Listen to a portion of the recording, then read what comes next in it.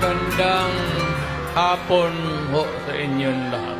Alam niyo, I do not know if you still believe in me.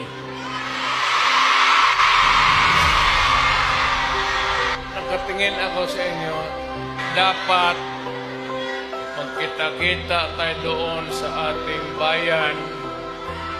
Kaya lang sa sitwasyon natin ngayon, kailangan talaga punta tayo sa ibang bayan maghanap buhay.